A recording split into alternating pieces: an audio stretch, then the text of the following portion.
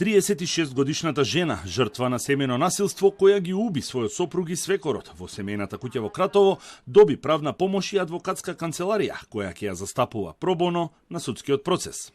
Обвинетата стапува во брак во 2011 година и се сели во Кратово кај сопругот, со кого има 2 малолетни деца. Физичките и психички тортури почнуваат по раѓањето на второто дете и често се случувало пред нивните очи. Се работи за многу ситна жена, на која што се уште има траги од критичниот ден. Сметам дека ниедно семејство не треба да го помине ова што го поминала обвинетата и малолетните дечиња. И кажавме дека ни предстои долга правна битка. Адвокатот Георгиевски и неговиот тим веќе поднеле жалба да се замени мерката притвор.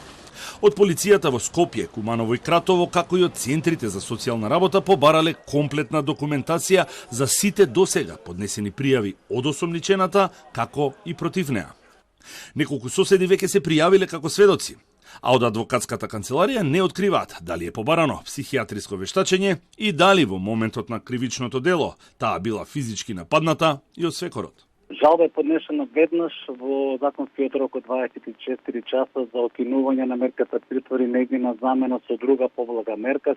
Чекаме се уште одговор од Основниот суд во Куманово. Сметаме дека ова треба да биде еден школски пример каде што повеќе годишни жртви на семејно насилство треба да бидат целосно згрижени и треба да бидат целосно обезбедени како од институциите, така да им се пружи најдобрата правна одбрана согласно закон. Георгиевски смета дека правната квалификација на обвинителството убиство со умисла е погрешна. Тој беше застапник на 75-годишниот Љубомир Митев, дедо Љубе, кој во самоодбрана застрела еден разбойник и го рани вториот, кој упаднаа во неговиот дом и го малтретираа заедно со неговата неподвижна сопруга. Георгиевски смета дека овој случај по многу нешта наликува со оној на Пале Иловска во Велес. Двете обвиненија беа убиство во миг и двата судски процеси завршија со ослободителна пресуда.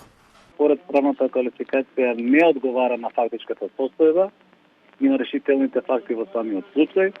Стварихме директен контакт со самата обвинета, добивме изречни нападки и инструкции како да постапуваме, ги поставивме темелите на одбраната и целокупната структура на доказниот материјал, вклучувајќи ги сите средства кои што стојат на располагање во нејзин најдобар интерес.